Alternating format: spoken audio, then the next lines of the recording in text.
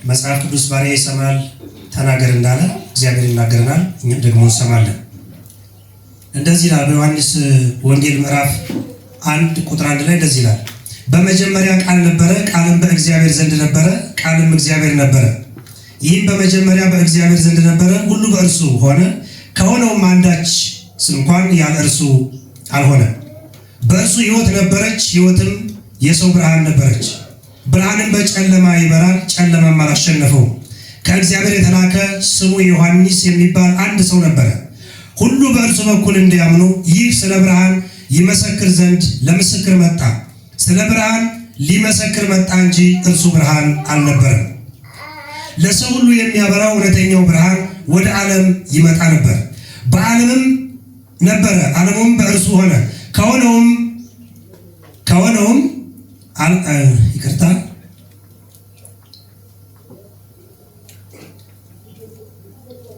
ዓለሙም አላወቀውም። የእርሱ ወደ ሆነው መጣ፣ የገዛ ወገኖችም አልተቀበሉትም። ለተቀበሉት ሁሉ ግን በስሙ ለሚያምኑት ለእነርሱ የእግዚአብሔር ልጆች ይሆኑ ዘንድ ስልጣንን ሰጣቸው። እነርሱም ከእግዚአብሔር ተወለዱ እንጂ ከደም ወይም ከሥጋ ፈቃድ ወይም ከወንድ ፈቃድ አልተወለዱም። ቃልም ሥጋ ሆነ፣ ጸጋና እውነትንም ተሞልቶ በእኛ አደረ። አንድ ልጅም ከአባቱ ዘንድ እንዳለው ክብር የሆነውን ክብሩን አየን። ዮሐንስ ስለ እርሱ መሰከረ፣ እንዲህም ብሎ ጮኸ፣ ከእኔ በኋላ የሚመጣው እርሱ ከእኔ በፊት ነበረና ከእኔ ይልቅ የከበረ ሆኗል። ስለ እርሱ ያልሁት ይህ ነበረ፣ እኛ ሁላችን ከሙላቱ ተቀበል፣ በጸጋ ላይ ጸጋ ተሰጥቶናልና። ሕግ በሙሴ ተሰጥቶ ነበርና ጸጋና እውነት ግን በኢየሱስ ክርስቶስ ሆነ። መቼም ቢሆን እግዚአብሔርን ያየው አንድ ስንኳን የለም። በአባቱ እቅፍ ያለ አንድ ልጁ እርሱ ተረከው። አይሁድ አንተ ማነህ ብለው ይጠይቁት ዘንድ ከኢየሩሳሌም ካህናትንና ሌዋውያንን በላኩ ጊዜ የዮሐንስ ምስክር ይህ ነው። መሰከረም፣ አልካደም። እኔ ክርስቶስ አይደለሁም ብሎ መሰከረ። እንኪያስ ማነህ? ኤልያስ ነህን ብለው ጠየቁት። አይደለሁም አለ። ነቢዩ ነህን? አይደለሁም አለ ብሎ መለሰ። እንኪያስ ማነህ? ለላኩን መልስ እንድንሰጥ ስለ ራስህ ምን ትላለህ አሉት። እርሱም ነቢዩ ኢሳይያስ እንዳለ ጌታን መንገድ አቅኑ ብሎ በምድረ በዳ የሚጮህ ሰው ድምፅ እኔ ነኝ አለ። የተላኩትም ከፈሪሳውያን ነበሩና እንኪያስ አንተ ክርስቶስ ወይም ኤልያስ ወይም ነቢዩ ካይደለህ ስለምን ታጠምቃለህ ብለው ጠየቁት። ዮሐንስም መልሶ እኔ በውሃ አጠምቃለሁ፣ ዳሩ ግን እናንተ የማታውቁት በመካከላችሁ ቆሟል። እኔ የጫማውን ጠፍር ልፈታ የማይገባኝ ከእኔ በኋላ የሚመጣ ከእኔ ይልቅ የሚከብር ይህ ነው አላቸው። ይህንም ነገር ዮሐንስ ያጠምቅበት በነበረበት በዮርዳኖስ ማዶ በቢታንያ በቤተ ራባ ሆነ። ክብር ለጌታ ለኢየሱስ ይሁን። እግዚአብሔር ይመስገን። ይህ እንግዲህ የዮሐንስ ወንጌል ከማቴዎስ ቀጥሎ ያለው ነው። አዲስ ኪዳን ላይ ነው ያለው። መጀመሪያ ቃል ነበረ፣ ቃልም በእግዚአብሔር ዘንድ ነበረ ነው የሚለን። ያ ቃል የሆነው ክርስቶስ ኢየሱስ እንደነበረ፣ ቃል የነበረው እግዚአብሔር እንደነበረ፣ በመጨረሻ ላይ ደግሞ መጥቶ አለፍ ብዬ ነው የምነግራችሁ። በመጨረሻ ላይ ደግሞ ያ ቃል የነበረው ስጋ ለብሶ አካል ለብሶ የሰውን ስጋ ለብሶ የሰው መልክ ይዞ የሰው አካል ይዞ አምላክነቱን ወይም መለኮትነትን ገዥነቱን ዘላለማዊነቱን ሳይለቅ የሰው መልክ ይዞ የሰው መልክ ለብሶ በአንድ ሴት በማርያም ማህፀን ተወስኖ ወደዚህ ምድር እንደመጣ የእግዚአብሔር ቃል ይነግረናል።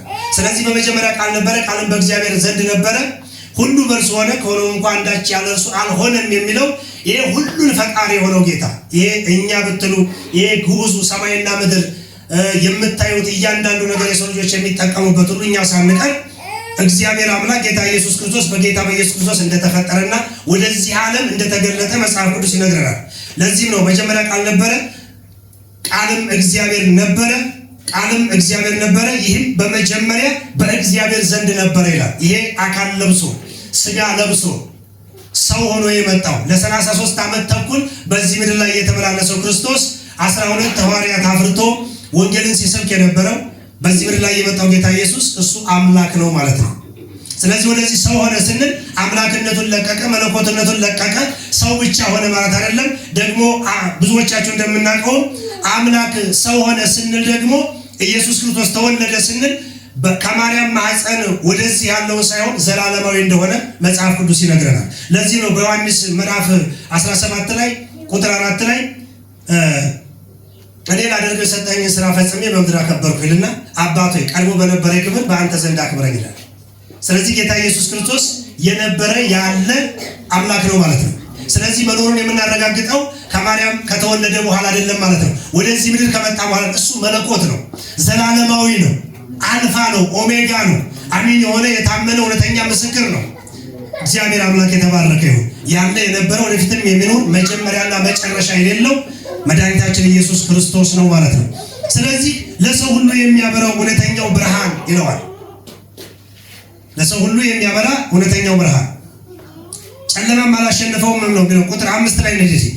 የሰው ብርሃን ነበረች፣ ብርሃንም በጨለማ ይበራል፣ ጨለማውም አላሸነፈውም። ከእግዚአብሔር የተላከ ስሙ ዮሐንስ የሚባል አንድ ሰው ነበረ ነው የሚለው። ይሄ ሐዋርያው ዮሐንስ የጻፈው ስለ መጥምቁ ዮሐንስ ነው ማለት ነው። ሐዋርያው ዮሐንስ የዚህ መጽሐፍ ጻፊ የጌታ ኢየሱስ ክርስቶስ ተከታይ ከነ ጴጥሮስ አንዱ የሆነው ማለት ነው። ይሄን መጽሐፍ ያጻፈው ሐዋርያው ዮሐንስ ነው። ግን የጻፈው ስለ መጥምቁ ዮሐንስ ነው። መጥምቁ ዮሐንስ ነው በዚህ ቦታ ላይ እየተናገረ ያለው። መጥምቁ ዮሐንስ ስላደረገው ስለመሰከረው ነው እየተናገረ ያለው። ለምን መጽሐፍ ቅዱስ በመንፈስ ቅዱስ ምሪት በቅዱሳን ሰዎች ተጻፈ ይላል። ስለዚህ መጽሐፍ ቅዱስ በመንፈስ ቅዱስ ምሪት በቅዱሳን ሰዎች በእግዚአብሔር በተመረጡ እግዚአብሔርን በሚያከብሩ እግዚአብሔርን እውነት በሚከተሉ እግዚአብሔር እንዳለ በሚያምኑ በመንፈስ ቅዱስ በመገለጥ በሚያምኑ ሰዎች የተጻፈ ነው ማለት ነው። ስለዚህ ደራሲው ዋና ኃላፊነቱን የወሰደው እውቅና የሰጠው መንፈስ ቅዱስ ነው። መንፈስ ቅዱስ ደግሞ መለኮት ነው ማለት ነው። እግዚአብሔር ነው ማለት ነው። ከሥላሴ አካል አንዱ ነው ማለት ነው። ስለዚህ መጽሐፍ ቅዱስ ከዘፍጥረት እስከ ራዕይ ድረስ ስህተት የለበትም ማለት ነው። ስህተት አልባ ነው ማለት ነው። ነውር አልባ ነው ማለት ነው። እንከን አልባ ነው ማለት ነው። ለዚህ ነው የሰው ልጆችን ሕይወት የሚቀርጽ ነው ማለት ነው። ስርዓት የሚያስይዝ ነው ማለት ነው መጽሐፍ ቅዱስ። ብዙ መጽሐፍቶችን አንብበን ሊሆን ይችላል፣ በጣም ተደንቀናል፣ በሕይወታችን ላይ ያመጡት ለውጥ ላይ ሊሆን ይችላል። ብዙ መጽሐፍት አንብበናል፣ ምናልባት አንዳንዶች እንጀራ በልተውበት ሊሆን ይችላል። ይሄ መጽሐፍ ቅዱስ ግን ሕይወትን ነው የሚለውጠው። እግዚአብሔር ይመስገን። ስለዚህ የሕይወት እንጀራ ነው ሲል ጌታ ኢየሱስ በዚህ መጽሐፍ ላይ ነው። ይሄ መጽሐፍ ነው ጌታ ኢየሱስ ክርስቶስ እሱ የሕይወት እንጀራ ከሰማይ የወረደ መና እሱ እንደሆነ የነገረን ቅዱስ መጽሐፍ ቅዱስ ነው ማለት ነው። እግዚአብሔር የተባረከ ይሁን። ስለዚህ አሁን ዛሬ የምናወራው ስለ ምስክር ነው ማለት ነው። ይሄ ባሪው ጌታ ኢየሱስ ይሄን እንደመሰለ ስለዚህ ዮሐንስ የሚባለው መጥምቁ ዮሐንስ የሚባለው የካህን ልጅ ነው፣ የዘካርያስ ልጅ ነው፣ በትንቢት የተወለደ ነው። በዛም ጊዜ ታውቃላችሁ አንድ ሴት ካልወለደች ነቀፌት አለባት፣ ያስነቅፋል፣ ጎደሎ ነው የሚያደርገው። ስርዓቱ ነው ይሄን የሚያደርገው። ቀና ብላ እንዳትሄድ ያደርጋል ስርዓቱ። ግን አንድ ነገር ሆነ። ዘካርያስ በዕጣ ክፍሉ ጊዜ ገብቶ በሚያጥንበት ሰዓት የእግዚአብሔር መልአክ መጣና ታሪኩ ስለምታውቁት ጊዜ እንዳይረዝም ወንድ ልጅ እንደሚወልድ ነገረው። ዮሐንስ እንደምታውቁት ባለማመኑ ምክንያት ድዳ ሆነ ይላል።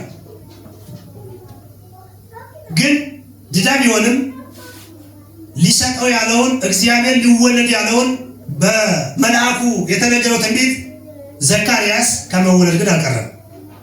ባለማመኑ አገልጋይ ሆኖ ቅዱሰ ቅዱሳን ገብቶ ውስጠኛው ክፍል ገብቶ ሕዝብን ከእግዚአብሔር የሚያስታርቅ የእግዚአብሔር ወክል ሆኖ በጊዜው የተነገረውን ቃል ባለማመኑ እግዚአብሔር ለጊዜው አፉን ሸፍ ቢያደርገውም ልጁ ግን ከመወለድ አልቀረም። አንድ ነገር አስቧል እግዚአብሔር ለኤልሳቤጥ እና ለዘካርያስ እግዚአብሔር የሚያስነቅፋቸውን ነገር ነቀፌታቸውን ከላያቸው ላይ አንስቶ ለነሱ በሰጠው ደግሞ የራሱን ስራ መስራት ፈልጓል እግዚአብሔር። ስለዚህ ልጁ ከመወለድ አልቀረም። አሜን። መልእክተኛ ስለሆነ ኢየሱስን በምድረ በዳ የበረሃ ማር አንበጣ እየበላ የግመል ጠጉር ለብሶ አበላሉ የብድ የሚመስል አነጋገሩ የብድ የሚመስል ሁኔታው ሲታይ ሰው የማይመስል ለራሱ ክብር ሳይጠነቀቅ ለሚመጣው መሲህ ዋጋ ከፍሎ የተነሳበትን አገልግሎቱ ከየት እንደሚጀምርና የት ጋር እንደሚያቆም በትክክል ገብቶት የሚያገለግል አገልጋይ ለክብሩ የማይቆም ኢየሱስን አድምቆ የሚያሳይ የእግዚአብሔርን ተልእኮ የሚፈጽም እንደነበረ እግዚአብሔር በልቡ ስለሚያውቅ ዘካርያስ ተወለደ። ከዛም በኋላ ስሙንም በብራና ላይ ጽፎ ዮሐንስ ብሎ ያወጣለት ራሱ አባቱ ነው። ከዛም በኋላ እግዚአብሔር አፉን ፈታው፣ ድዳ ሆኖ ቀረ። እግዚአብሔር የተባረከ ይሁን። አምላካችን እንደዚህ ነው። ስለዚህ ለሰው ሁሉ የሚያበራው እውነተኛው ብርሃን ወደ ዓለም ይመጣ ነበር፣ በዓለምም ነበር፣ ዓለሙም በእርሱ ሆነ፣ ዓለሙም አላወቀውም። የእርሱ ወደ ሆነው መጣ፣ የገዛ ወገኖቹ አልተቀበሉትም። ለተቀበሉት ግን በስሙ ለሚያምኑት ለእነርሱ የእግዚአብሔር ልጆች የሆኑ ዘንድ ስልጣንን ሰጣቸው። እነርሱም ከእግዚአብሔር ተወለዱ እንጂ ከደም ወይም ከስጋ ፈቃድ ወይም ከወንድ ፈቃድ አልተወለዱም ይላል። ማለት ምን ማለት መሰላችሁ? መጽሐፍ ቅዱስ እያንዳንዳችን እናት አለን፣ አባት አለን አይደለ? እናትና አባት አለን። ያለ አባት በመንፈስ ቅዱስ ተጸንሶ በመንፈስ ቅዱስ ተጸልዮላት ተጋርዳ ተሸፍና ያለ ወንድ ፈቃድ የተወለደ ክርስቶስ ብቻ ነው። ዮሴፍ እጮኛዋ ነው። ለእጮኛዋ ታምናለች። ብፅዕት ነች፣ የተባረከች ነች፣ ከሴት ሁሉ የተለየች ነች። የማኅፀኗ ፍሬ የተባረከ ነው። ትውልድ ሁሉ ብፅዕት ይላታል። ምን ማለት ነው? በዚህ ዘመን ላሉ ልጃገረዶች፣ ለሙስሊሙ ሊሆን ይችላል፣ ለክርስቲያኑ ሊሆን ይችላል፣ ለማንኛውም ልጃገረዶች የንጽህና ምሳሌና ምልክት ነች በአንድ በኩል ስናይ። ሁለተኛ ብዙ እስራኤሎች ባሉበት፣ ብዙ እስራኤል ቆነጃጅት ባሉበት እግዚአብሔር ከመካከል መረጣት። በእስራኤል የነበረ ሴት እሷ ብቻ ሳትሆን ከእስራኤል ከነበሩ ሴቶች አንዷ ነች። እግዚአብሔር ግን ከመካከል መረጠና እግዚአብሔር የክብሩ መገለጫ አደረጋት። ስለዚህ ልጇ ወደኛ ሲመጣ በክርስቶስ ኢየሱስ ወደ ወገኖቹ ወደ አይሁድ ሲመጣ አልተቀበሉትም። እነሱ የሚጠብቁበት የራሳቸው መንገድ አላቸው፣ የራሳቸው ስርዓት አላቸው፣ የራሳቸው እውቀትና ጥበብ አላቸው። በሚጠብቁት መልኩ ስላልመጣ አልተቀበሉትም የሚልና ነገር ግን እግዚአብሔር ሕዝብን ለማዳን እስከሆነ ድረስ ለአንድ ለሆነች ክልል ለሆነች ቦታ ስላልመጣ የዓለም መድኃኒት ስለሆነ ክርስቶስ ለተቀበሉት ግን በስሙ ለሚያምኑ ለእነርሱ የእግዚአብሔር ልጆች የሆኑ ዘንድ ስልጣንን ሰጣቸው ይላል። እግዚአብሔር ይመስገን። ልጅነት አግኝተናል። የልጅነት ስልጣን ያለው በክርስቶስ ኢየሱስ በሞቱና በትንሣኤው በተነገረው ዮሐንስ በምድረ በዳ በሰበከው ስብከት ያመነ የተጠመቀ ይድናል እንደሚል የእግዚአብሔር ቃል፣ ያላመነ ግን ተፈርዶበታል ነው የሚለው። አምነህ ባትጠመቅ ፍርድ የለም፣ ባናምን ግን ብንጠመቅ ፍርድ አለ። ስለዚህ በልጁ በኢየሱስ ክርስቶስ የእግዚአብሔር ልጆች የመሆን ስልጣን አገኘ። አሜን። እግዚአብሔር የተባረከ ይሁን። ስለዚህ በዚህ ምድር ላይ እንደናንተ ባለስልጣን የለም። ባለስልጣኖች ነን። እውነት ለመናገር ባለስልጣኖች ነን። በትንሽ ነገር እንያዛለን፣ ውስነን የሆነ ነገር ጥገኛ እንሆናለን እንጂ ለአንዴና ለመጨረሻ እግዚአብሔር ሩቅ የነበርነውን ቅርብ አድርጎ አስጠግቶናል። ስለዚህ እኔና እናንተ በእግዚአብሔር ልጅ በመድኃኒታችን በኢየሱስ ክርስቶስ የዘላለም ሕይወት ያገኘን የልጅነት ስልጣን ያገኘን ምርጥ ህዝቦች ነን። መፈክር አይደለም እኮ መጽሐፍ ነው የሚናገረው። ሃሌሉያ! ምርጥ የእግዚአብሔር ልጆች። ለዚህ ነው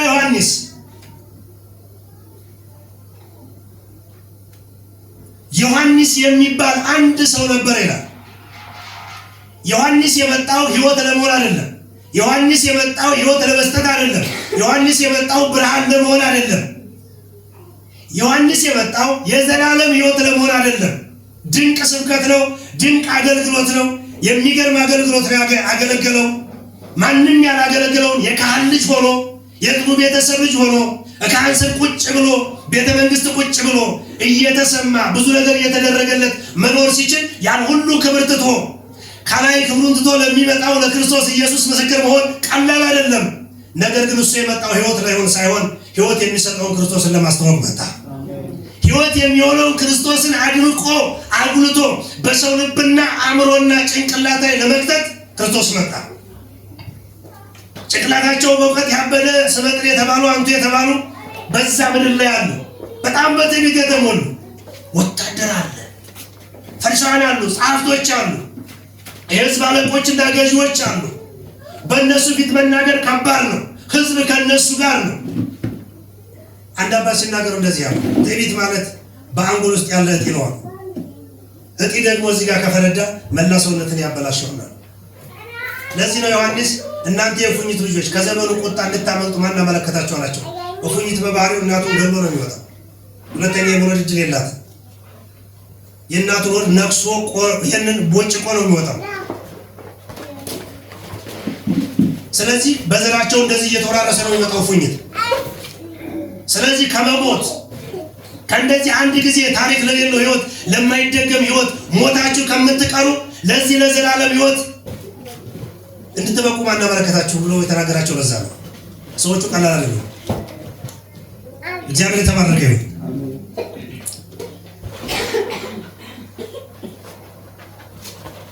ቁጥር 14 ላይ ቃልም ሥጋ ሆነ ጸጋና እውነትንም ተሞልቶ በእኛ አደረ፣ አንድ ልጁም ከአባቱ ዘንድ እንዳለው ክብር የሆነውን ክብሩን አየን።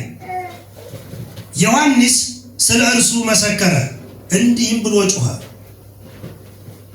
ከእኔ በኋላ የሚመጣው እርሱ ከእኔ በፊት ነበረና ከእኔ ይልቅ የከበረ ሆኗል። ስለ እርሱ ያልኩት ይህ ነበረ፣ እኛ ሁላችን ከሙላቱ ተቀበል። ሃሌሉያ! እግዚአብሔር የተባረከ ይሁን። ዮሐንስ ስለ እርሱ መሰከረ፣ እንዲህም ብሎ ጮኸ፣ ከእኔ በኋላ የሚመጣው እርሱ ከእኔ በፊት ነበረና ከእኔ ይልቅ የከበረ ሆኗል። እግዚአብሔር ይመስገን። ዮሐንስ የተዋረደ ሰው አይደለም። መጥምቁ ዮሐንስ የተዋረደ ሰው አይደለም። መጥምቁ ዮሐንስ ተራ ሰው አይደለም። መጥምቁ ዮሐንስ የበታች ምናምን ሰው አይደለም። መጥምቁ ዮሐንስ እጅግ የከበረና የላቀ ሰው ነው። መጥምቁ ዮሐንስ ታላቅ ሰው ነው። መጥምቁ ዮሐንስ አገልግሎትን ቅድም እንዳልኳችሁ የት ጋር ጀምሮ የት ጋር መጨረስ እንዳለበት የሚያውቅ ሰው ነው። መጥምቁ ዮሐንስ ወደሱ የሚመጡ ክብሮችን ሁሉ የማይቀበል ነው። የሚገባውን የሚያውቅና የማይገባውን የሚያውቅ የከበረውን ከተዋረደው ለይቶ የሚያውቅ አገልጋይ ነው። ድንቅ አገልጋይ ነው። ግን እንደዚህ አለ፣ እኔ የከበርኩ ነኝ፣ እግዚአብሔር አክብሮኛል፣ መልእክተኛ አድርጎ በምድረ በዳ ልኮኛል። ግን አንድ ነገር አለ፣ እኔ የከበርኩ ሆኜ ከኔ ላቀና የከበረ ኢየሱስ ይመጣል። ሃሌሉያ! እግዚአብሔር ይመስገን። እሱ እንደዚህ ብሎ ጮኸ ይላል። ጩኸት መልክ የለውም። ጩኸት ውበት የለውም። ጩኸት መልክ የለውም። ጩኸት ከለር የለውም። ጩኸት ይሰማል፣ አይታይም። ጩኸት ይሰማል፣ ከለር የለውም። ጩኸት ይህን ይመስላል ብላችሁ መልኩ ይህን ይመስላል አይባልም። ግን ጮኸ፣ ከልቡ ጮኸ፣ ከአንጀት ከውስጡ ጮኸ። ለማን ነው የጮኸው? ክርስቶስን ሕዝብ ሁሉ እንዲያውቀው። እሱ የከበረ ነው አለ። ዮሐንስ በንግግሩ በጣም ደፋር ነው፣ ጨካኝ ነው። የማይገባበት ቦታ የለም። ወንጌልን ለመናገር ስፍራ አይመርጥም። ወንጌልን ለሆነ ነገር መጠቀሚያ ሳይሆን የተጠቀመበት ራሱ ክርስቶስ ኢየሱስን አጉልቶ ለማሳየት አድምቆ ለማሳየት ነው። የእድሜውን እንጥፍጣፊ ለወንጌል የሰጠው። ጸጋ ይብዛል። አሜን፣ ሃሌሉያ። እና ራሳችንን በዚህ ውስጥ እያየን እንሄዳለን። አፕሊኬሽን ስንሰራ ወይም ወደ ራሳችን ስንተረጉመው ምንድነው ማድረግ ያለብን? አዎ እግዚአብሔር በዚህ በአዲስ ኪዳን ዘመን አባቶች አገልግለው ሄደዋል። እንደተባለው እነ ዮሐንስ አልፈዋል፣ እነ ጴጥሮስ አልፈዋል፣ እነ ጳውሎስ ሶስተኛ ሰማይ የደረሱ የመጽሐፍ ሩብ የጻፉ እኔ ክርስቶስ እንደመስል እናንተን የምሰሉ ያሉ እነ ጴጥሮስ ዘቅዝቃችሁ ስቀሉኝ ያሉ እነ እስጢፋኖስ በድንጋይ እየተወገሩ የእግዚአብሔር ልጅ ኢየሱስ ክርስቶስን በአብ ቀኝ ቆሞ አየሁት እያሉ እየደሙ ደም እንደ ውሃ እየወረደ ይህን ሁሉ መስለው አልፈዋል። እንደ መታደል ሆኖ እድል በስቶልን ዛሬ ወንጌል እኛ ላይ መጥቷል። ታዲያ ወንጌል እንዴት ነው የምንጠቀመው? የሆነ ስም ለማግኘት፣ የሆነ ክብር ለማግኘት፣ የሆነ ታዋቂ ለመሆን፣ የሆነ ስፍራ ለመያዝ፣ ወይስ የተሰቀለውን ክርስቶስን አደራውን የሰጠንን እግዚአብሔርን ከፍ አድርገን ለማሳየት? እድለኞች ነን ወገኖቼ፣ እድለኞች ነን። ለምን እንደው ታውቃላችሁ እድለኞች ነን ያልኩት? ይቅርታ አድርጉልኝና አንዳንድ ጊዜ የሆነ ቦታ ላይ ስትሆኑ ልትፈነዱ ነው የምትደርሱት። እግዚአብሔርን አመስግኑ። ልትፈነዱ ነው የምትደርሱት። ምን ነው በቀረብኝ ነው የምትሉት። ለምን መሰላችሁ እንደዚህ ያልኳችሁ? አንድ ወንድም እንደዚህ ያለ ይጠራለሁ። እኔ መሪዎች ጋር ሄጄ ልፈነዳ ነው አልኳቸዋለሁ። ልፈነዳ ነው። ለምንድን ነው እንደዚህ ያልካቸው ስለው አልሰጠም፣ አገልግሎት አልሰጠም፣ ሊፈነዳ ነው በቃ ብዬ አልኳቸው። ይሄ ሰው ከሚፈነዳና ሌላውንም ከሚጨርስ እንስጠው ብለው ሰጡኛል። ከዛ መጨረሻ ላይ ሙሴ ብዬ ጨረስኩኝ።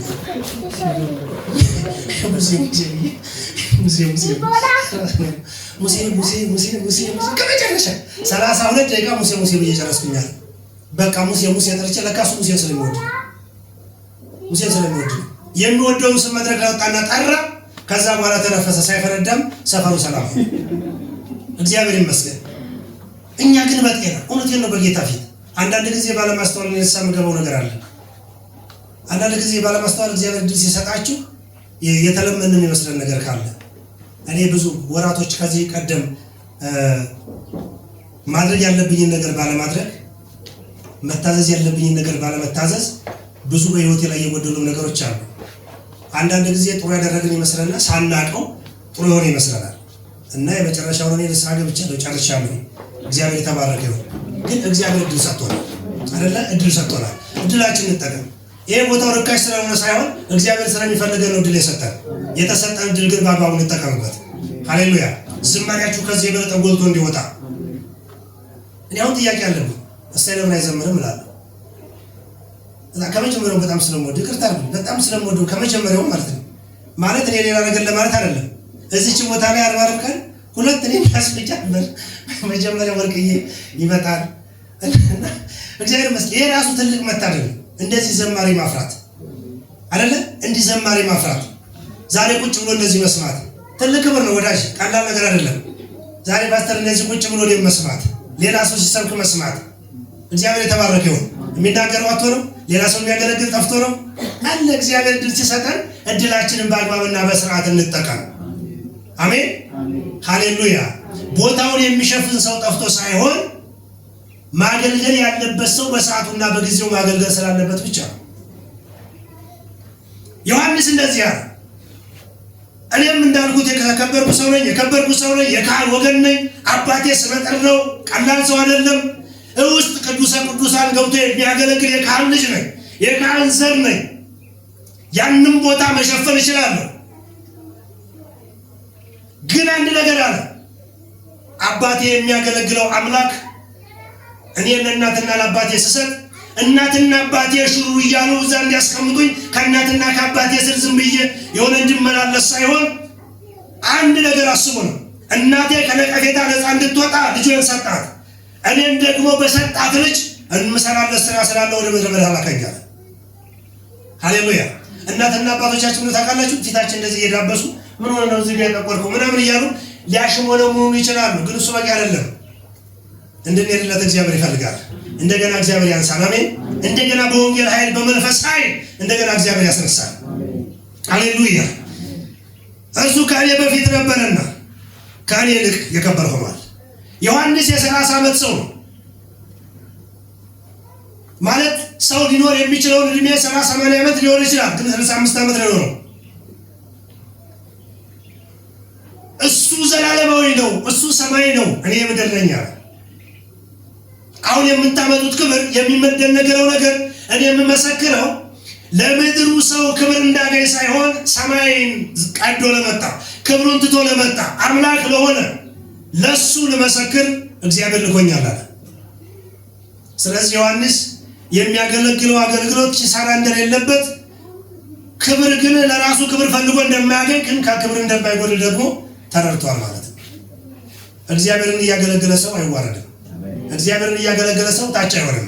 እግዚአብሔርን እያገለገለ ሰው ትንሽ አይሆንም። እግዚአብሔርን እያገለገለ የሰው መጨረሻ አይሆንም። ሰው እንዳልኳችሁ አገልግሎቱን ለሆነ ነገር ሲጠቀምበት ብቻ ነው እግዚአብሔር ላይ አይቶለት ታች የሚገኘው። እግዚአብሔር አክብሮት ዝቅ የሚለው ትናንትና እኔ በአንድ ጭልፋ ወጥና በግማሽ እንጀራ ያገለገልኩት እግዚአብሔር ዛሬ ሊቀልብኝ አይገባም። እግዚአብሔር ያው እግዚአብሔር ነው። ሃሌሉያ። እሱ ሕያው ነው። ዮሐንስ ተሞልቶለት አይደለም፣ ግን የሆነ ስራ ማፈላለጊያ እንዳማራጭ ይሄ ሻም አይደለም የገባው። አባቱ ካህን ነው፣ ችግር የለም፣ ቤቱ ሙሉ ነው፣ ምንም ችግር የለበትም። ራሱንም ቤቱንም ማስተዳደር ይችላል። ግን አንድ ነገር አለ፣ ውስጥ የገባ ነገር በነቢዩ ኢሳያስ የተነገረ እነሆ መልእክተኛዬን በፊት እልካለሁ ብሎ ገና ከመጀመሪያ ትንቢት የተነገረለት እንደ ኢየሱስ ትንቢት ተነግሮለታል ዮሐንስ። ስለዚህ ለክርስቶስ መንገድ መጥረግ ጀመረ። የደነደኑ ልቦችን ማስተካከል ጀመረ። ተራራውን ዝቅ ማድረግ ጀመረ። በትዕቢት የተያዘውን ኩራት የያዘውን ያለ ልክ ከፍ ያሉትን ያለ በራሳቸው ከፍ ያሉትን እግዚአብሔር ዮሐንስን ላከውና ዝቅ እንዲሉና ለወንጌል ልባቸው እንዲታዘዝ አደረገ። ዮሐንስን እግዚአብሔር ተጠቀመበት። ቅድም ፓስተር ነበራለ ዘመናችን አይባክን፣ ዘመናችን አይበላ። ዘመን ከተበላ ብር ከጠፋ ሰርተን እናገኛለን። አንድ እንጀራ ሞሰብ የሆነ ነገር ቢበላው ሌላ ይጋገራል። ዘመን ከተበላ ከየትም አይመጣም። እግዚአብሔር ከልጁ ከኢየሱስ ክርስቶስ ቀጥሎ የሰጠን በረከት ዘመናችንና ጊዜያችን ነው። እግዚአብሔር ዘመናችን ይመልስልን። አሜን። እንደገና ዘመናችን ላይ እግዚአብሔር ያቁመን። ሃሌሉያ። አለፍ ብዬ ልሂድ።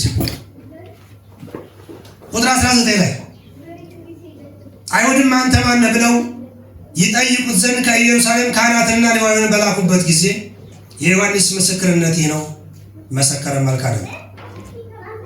ሃሌሉያ። የተላከበት ሰው የማነው? ይቅርታ፣ የበዓል ዕለት ፓስተር ሲሰብክ ነበር አይደለ? ሰብአ ሰገሉ ከሩቅ ምስራቅ መጥተው ምስጢር ሲሰውሩ፣ እነዚሁ በቤተ ካህናት ያሉት ግን ያለበትን ቦታ መቼ እንደሚወለድ ሕጉን ስለሚያውቁት ስርዓቱን በደንብ ስለሚያውቁት ዘርዝረው ተናገሩ አይደል? እና እነዚህ የተላኩ ሰዎች ዝም ብለው መንገደኛ አይደሉም፣ በገንዘብ የተገዙም አይደሉም። አለቃ ናቸው፣ የበላይ አለቃ አዛዥ አላቸው። ካህናትና ሌዋውያን ናቸው። ሌዊ እግዚአብሔር ራሱ ድል ፋንታ የሆነው በእግዚአብሔር የሚንቀሳቀስ በእግዚአብሔር የሚኖር ካህን፣ ህዝብና እግዚአብሔር የሚያስታርቅ መካከለኛ ያለ ሰው ወደ ዮሐንስ ተላኩ። ለምን? እነዛ በጣም የተማሩ ሰዎች ናቸው፣ አዋቂ ሰዎች ናቸው፣ ልሂቃን ናቸው። ህዝብ ይሰማቸዋል፣ ህዝብ ይከተላቸዋል። ጥሩ ቦታና ስፍራ ነው ያሉት፣ በደንብ ይሰማሉ። ውሳኔ ቢወስኑ ውሳኔያቸው ይጸድቃል። ግን ዮሐንስ ላይ የሚታየው ነገር በጣም ለየት ያለ ነው። የሌለን ነገር ምድር ላይ የሌለን ነገር በአይን የማይታይን አካል ሲያከብር ያሉ፣ በአይን የማይታይ የተከበሩ ሰዎች እዚህ እያሉ፣ በጣም የላቁ ሰዎች የፊት ወንበር ይዘው እያሉ፣ በጣም አዋቂ የተባሉ ሰዎች ስፍራውን ይዘው ወንበሩን ይዘው ስለ እነሱ መነገር ሲገባ፣ ስለ ሙሴ ገድል ስለ እነ አብርሃም መወራት ሲገባው መሬት ላይ የሌለ በአይን የማይታይ ግን ዮሐንስ የሚያውቀው ከሱ በፊት የነበረ ለከበረው፣ እነሱ ግን የማያውቁት አይናቸው ጋር ስለማይታይ ስለምንድን ነው የሚያወራው ብለው ካህናት ላኩበት ይላል። ሌዊ ላኩበት። ከዛስ መሰከረም አልካደም ነው የሚለው። ደስ የሚለው ነገር ትናንትና በምድረ በዳ እዚህ ጋር የምንደማመጠው ትናንትና በምድረ በዳ ሲሰብከው የነበረ የበረሃ ማርና አንበጣ እየበላ የግመል ጸጉር ለብሶ ወገቡን በጠፍር ታጥቆ ሰው የሚበላውን ሳይሆን ሰው የማይበላውን እየበላ መኖር የማይገባው ቦታ እየገባ አባቱ ካልሆነ የከበረ ቤት እያለ በምድረ በዳ ተሰዶ ራቁቱን እየበረ የመሰከረለትን ጌታ በጣም አንቱ ከተባሉ ሰዎች ጥያቄ ሲመጣ መሰከረም አልካደም ይላል። የስብከት የክብር ሳያመጣ አይቀርም ማለት ነው። የአገልግሎት የሌለ ክብር ሳያመጣ አይቀርም። ስለዚህ ጥሩ ነው ማለት ነው አላለም። መሰከረም አልካደም። እስኪ መሰክራለሁ አልክድም በሉ። ግደላቸውን ኪዳን ነው። እመሰክራለሁ አልክድም በሉ። እመሰክራለሁ አልክድም። ትናንትና በምድረ በዳ መና ያበላ እግዚአብሔር፣ ትናንትና እግዚአብሔር ያበላል ብለን ያበላል እግዚአብሔር ተአምር ሲያደርግ በሕይወታችን ላይ ነገሮች ሲቀየሩ የህዝብ ሁሉ ትኩረት ወደኛ ሲመጣ ርዕስ አይቀየርም፣ ስብከት አይቀየርም፣ መዝሙር አይቀየርም፣ እልልታ አይቀየርም፣ ዝማሬ አይቀየርም፣ የቤተሰብ ጨዋታ አይቀየርም። ሃሌሉያ! ይሄ ነው እግዚአብሔር መልእክተኛ እንደዚህ ነው። ስለዚህ እኛ መልእክት አድራሽ እንጂ መልእክት አይደለም። አሁን ብዙ ማለት አያስፈልግም። የተገለጠ ስለሆነ ሶሻል ሚዲያው ለሁላችንም ቅርብ ስለሆነ ይብዛም የሚነስም እጃችን ላይ በቤታችን ስላለ መለየት ይቻላል። የቱ ለእግዚአብሔር የቱ ለራሱ እንደሚኖር። ዮሐንስ ብዙ ሲባል መልስ አይሰጥም፣ መናገሩን ብቻ ነው። እኛ አንድ ነገር የሆነ ኮሜንት ቢሰጠን 30 ነው የምናዘንበው። አንድ ኮሜንት በእኔ አቅም አንድ ነገር ላኩኝና ከዛ እዚህ የገዛቸው ወንበሮች አሉ ቤተክርስቲያን እነሱ ላይ ቁጭ ብያለሁ። ከዛ ምን ኮሜንት ሲሰጠኝ ምን አለኝ? ይሄን በቃ ይሄን ወንበር ገዝተው ከሆነ ይሄንንም አዳራሽ ላይ ሴታችን እኮ ነው ትንሽ ቤት ነኝ በቃ ከተከራይተው ከሆነ ይሄን ሞኝ ህዝብ ታልበዋለህ አለኝ። ግን ወንድም ነው ግን ዝም ብለህ ያልኩት እግዚአብሔር ይመስገን። አንዳንድ ጊዜ አገልግሎታችሁ መባረክ ብቻ ሳይሆን ሊያስቆጣም ይችላል ወደ ከሆነ አይደል? ስለዚህ ቆጡ ነበር። መሰከረም ይላል አይደል? አልካደም። እኔ ክርስቶስ አይደለሁም ብሎ መሰከረ። እኔ ክርስቶስ የተቀባው የሚመጣው መሲህ አይደለሁም ብሎ መሰከረ።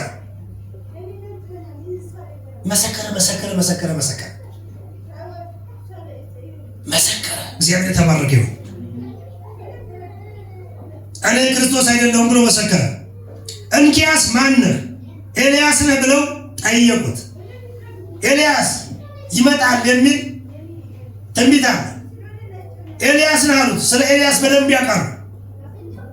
ኤልያስ በጣም ደፋርና ጨካኝ እንደሆነ፣ ለተሰጠው ተልእኮ በጣም ጀግና ሰው እንደነበረ፣ በቁራ ይመገብ እንደነበረ፣ በመበለት ቤት ይመገብ እንደነበረ፣ 50 አድርጎ የበዓል ነቢያቶችን 450 ያሳረደ እንደነበረ ታሪክ እንዳለው ታሪክ አንባቢ ናቸው።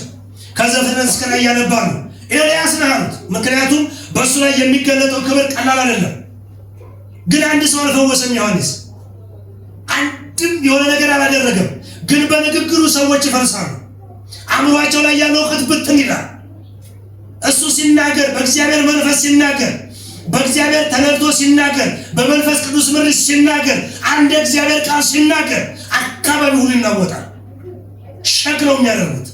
አእምሯቸው የተጠቀጠቀ መግባት የሌለበት እውቀት ብትን ይላል። የዛን ጊዜ ግራ ሲገባቸው ከእኛም የተሻላለ እንደ ብለው ማን ነህ አንተ ብለው ጠየቁት። ክርስቶስ አይደለሁም ማለት ታዲያ ኤልያስ ነህ? አይደለሁም። ለምን መሰከረ? አልካደም ይላል መጽሐፉ ሲናገር። እስኪ አንድ ጊዜ እንመሰክራለን አንክድም በሉ። እንመሰክራለን አንክድም። የቤተ ክርስቲያናችን አቋም ይሄ ነው። ሃሌሉያ። እሱም ብቻ እናደምቀዋለን፣ እሱም ብቻ ከፍ እናደርገዋለን፣ እሱም ብቻ እናልቀዋለን። የሚበላ የሚጠጣ እግዚአብሔር ይሰጣል። ሃሌሉያ። እሱ በጉባኤያችን መካከል ሲከብር፣ በመድረኮቻችን ላይ እግዚአብሔር ሲከብር፣ በቤታችን እግዚአብሔር ሲከብር፣ አንዳንድ በንስሐ መጣል ያለብን ነገሮች እንጠራለን። አሜን። እግዚአብሔር የተባረከ ይሁን። ሃሌሉያ። ኤልያስ ነህ ብለው ጠየቁት። አይደለሁም ማለት ነብዩ ነህ? አይደለሁም ብሎ መለሰ። ይሄ ሰውዬ የክርስቶስ አይነት ነገር ይታይበታል። ኤልያስ ነው፣ የኤልያስ አቋም ይታይበታል። ነብይ ነህ? አይደለሁም ማለት ይሄ ነገሮች በሱ ላይ ይገለጣሉ ማለት ነው። አዎ ሃሌሉያ። እግዚአብሔር ቀብቶኛል። ታዲያ ምን ችግር አለ? አዎ ለዚህ ጊዜ ነው አለ። እውነት ለመናገር ክብሩ ለጌታ ይሁን ብሎ የሆነ ነገር ቋንቋ አልቀየረም። ይሄ ሰው የማይሰማው ቋንቋ አላመጣም። አይደለሁም ማለት ነው። አይደለሁም እና ምንድን ነህ? አይደለሁም። በምድረ በዳ የሚጮህ ሰው ድምፅ መልክ የለውም ብለናል። ድምፅ ከለር የለውም። ድምፅ በጆሮ ይገባል፣ አእምሮ ያሰባስባል፣ ልብ ያወጣል፣ ያወርዳል። ከዛ ማድረግ ያለበትን ነገር ያደርጋል። ሲናገር ከለር የለውም፣ መልክ የለውም የሚናገረው ንግግር ግን እንዳልኳችሁ ሲናገር የብዙዎችን ትጥቅ ነው የሚያስፈታው። ሰፈራቸው በጣም ተለውጧል፣ አካባቢያቸው ተለውጧል፣ ግራ ተጋብተዋል። ምክንያቱም ከነሱ በላይ የሚከበር ሰው ስለሌለ በምድራቸው ሌላ የሚከበር እንዴት ይመጣል? ክብራቸውን የሚሻማቸው መሰላቸው። ግን አላወቁትም እንጂ የነሱ መድህን ነው። አሜን። የነሱ መድኃኒት ነው። የአብርሃም በረከት ገና በሩቅ ላሉት ያለ መጽሐፍ ቅዱስ እኛም ጋር ደረሰ አይደለም? እነሱ ጋር አላወቁትም። እኛ አስተውቀነዋል፣ በደንብ ገብቶናል፣ ተረድተነዋል። ስለዚህ በየመድረኮቻችን በየትኛውም ቦታ ላይ ስንሆን ክርስቶስ ብቻ ይደመቅ፣ እሱ ብቻ ከፍ ይበል፣ እሱ ብቻ ይላቅ። አሜን።